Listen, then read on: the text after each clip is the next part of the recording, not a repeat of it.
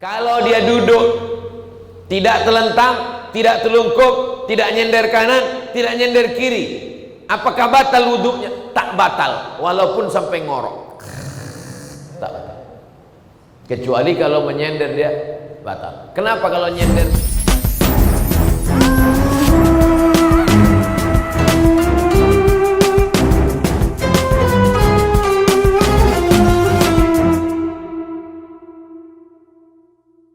Jemaah yang dimuliakan Allah Subhanahu wa taala, memperbanyak sholawat bukan untuk Nabi, tapi untuk kemuliaan kita, menghapuskan dosa.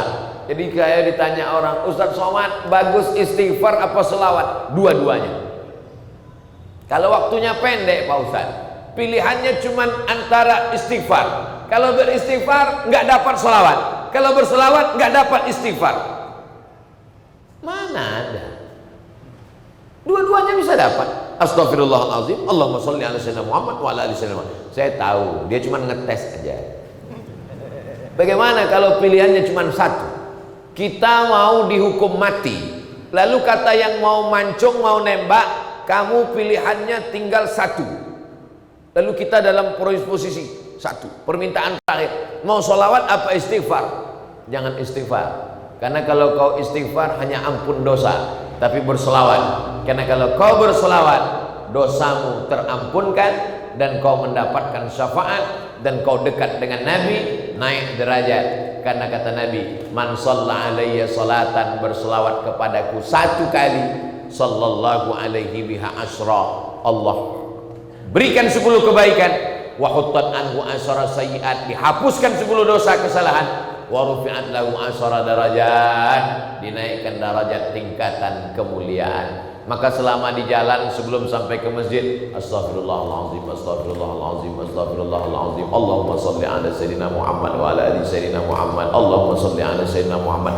Ustaz Somad sebelum tampil ceramah itu apa amalannya? Apa zikirnya? Tak ada lain kecuali selawat. Allahumma sholli ala sayyidina Muhammad wa ala ali sayyidina Muhammad. Kita pun sampai ke masjid, masukkan kaki kanan, Allahumma inni as'aluka min fadlik. Mau keluar masjid.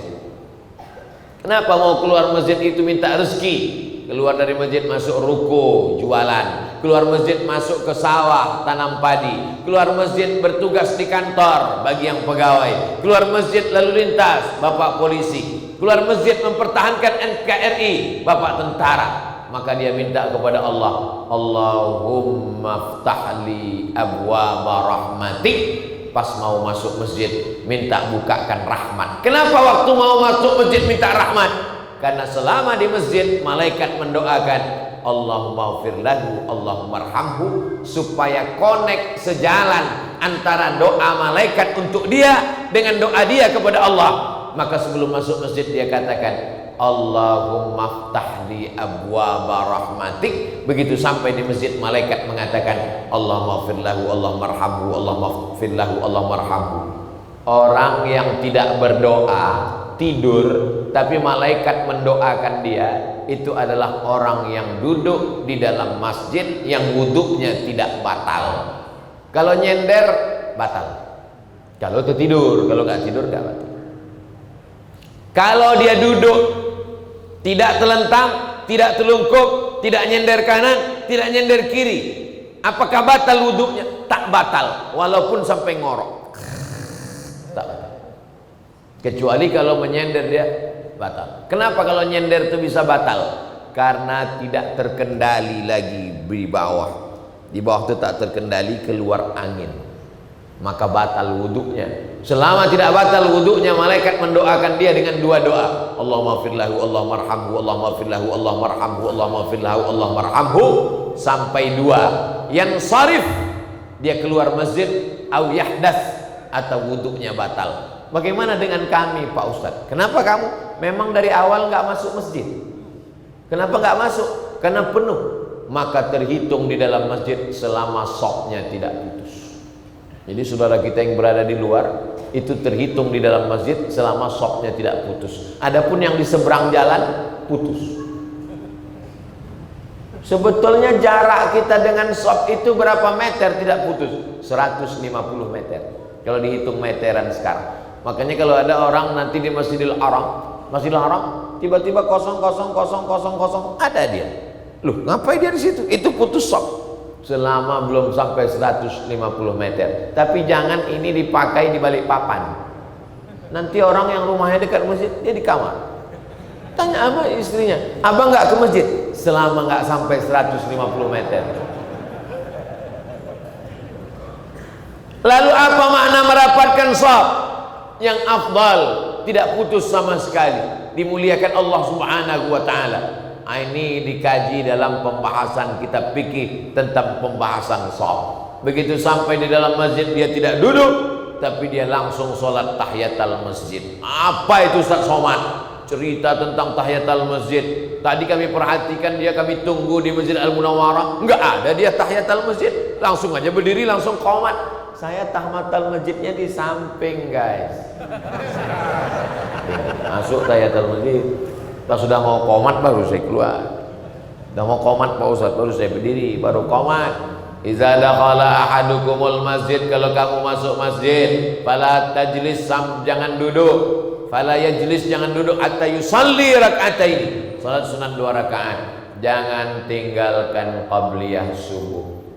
Raka'atul fajri 2 rakaat qabliyah subuh, khairum minad dunya wa ma fiha, lebih baik daripada dunia dan seisinya. Begitu sampai masjid langsung qomat. Allahu akbar, Allahu akbar.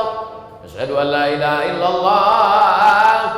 Apakah tahiyatul masjid? Tidak. Idza uqimatis shalah, kalau sudah dikumandangkan iqamat, tidak ada lagi sholat sunat, langsung sholat dengan imam. Selesai sholat subuh diganti qabliyah subuhnya, namanya qadha. Jangan ganti di masjid, nanti pas pulang ke rumah atau setelah sholat isyraq. Jangan begitu salam, assalamualaikum warahmatullahi, assalamualaikum warahmatullahi, langsung qabliyah. Usolli sunnatas subhi rak'ataini qabliyatan, usolli sunnatas subhi rak'ataini qabliyatan qadaan lillahi ta'ala. Nanti kawan di samping berbisik, siapa itu? Aliran sesat. Enggak ada ba'diyah subuh. Jadi kalau ada orang sholat setelah subuh, itu artinya sholat qabliyahnya yang diqadha. Tapi sebaiknya jangan langsung menimbulkan fitnah. Nanti setelah sholat sunat isyraq baru dah dia laksanakan. Sholat sunat yang tak pernah ditinggalkan Nabi diantaranya adalah qabliyah subuh.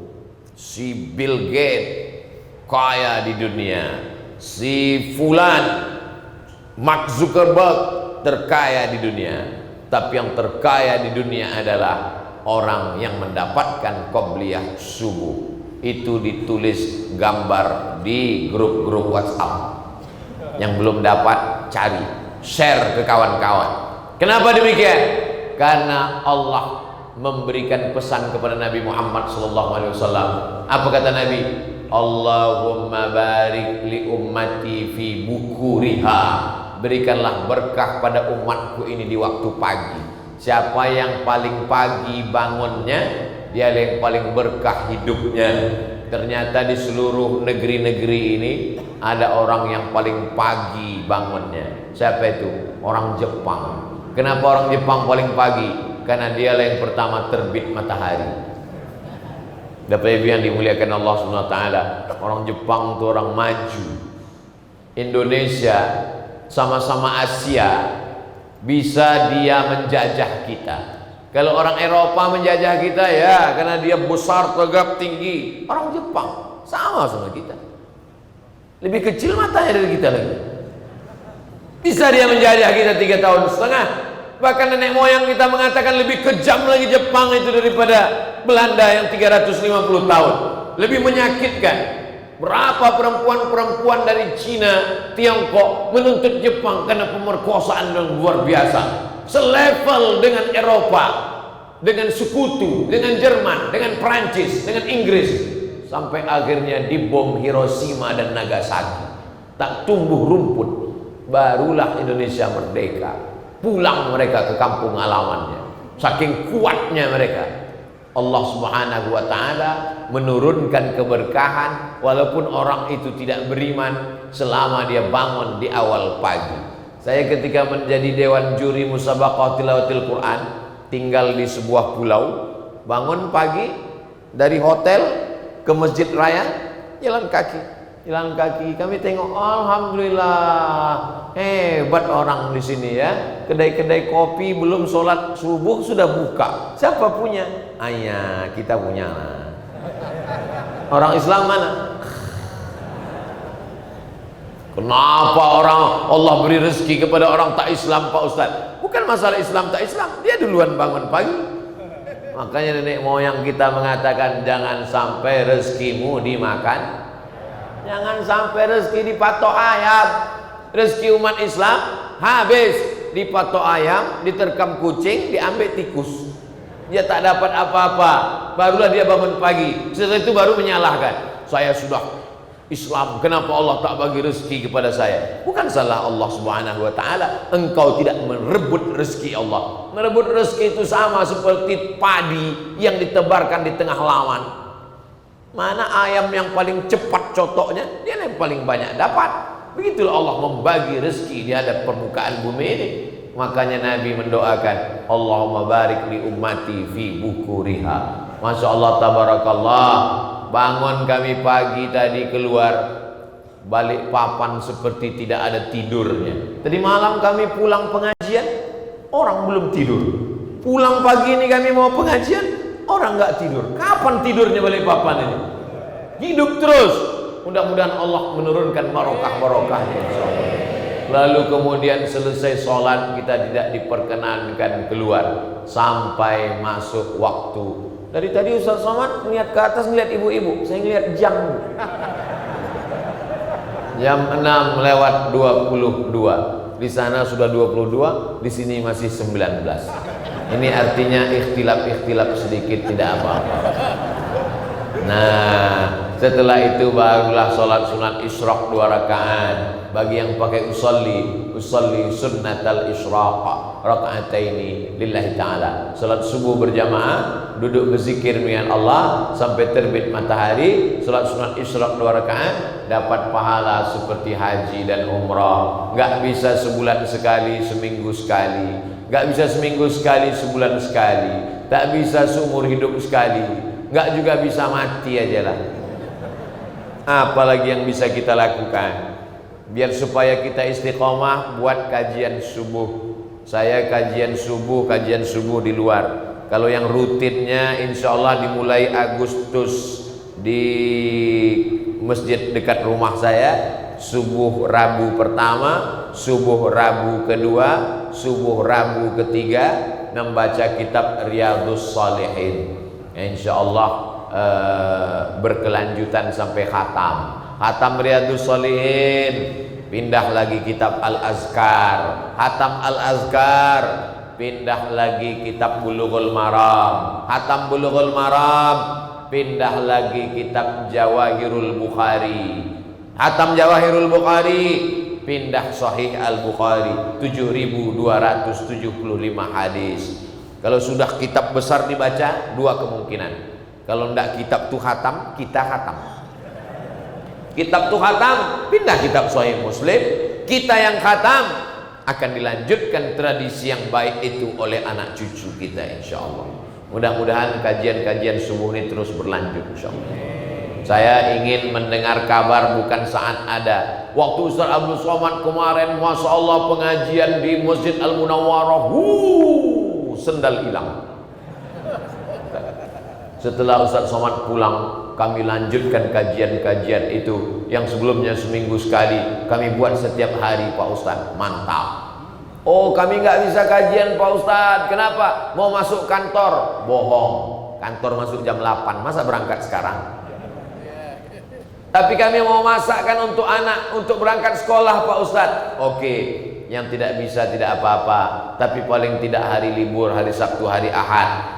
Saya anjurkan ke pengurus masjid Musholla Surau Langgar, hari Sabtu, hari Ahad buat kajian. Batasannya sampai waktu maghrib 6.22. Setelah itu sesuai dengan daerah kota masing-masing. Setelah itu silakanlah pulang beraktivitas. Kita insya Allah akan sehat, semangat, diberikan Allah keridhaan, rahmat dan barokahnya insya Allah. Ala hazihi niyah wa kulli niyatin salihah. Al-Fatihah. Allah.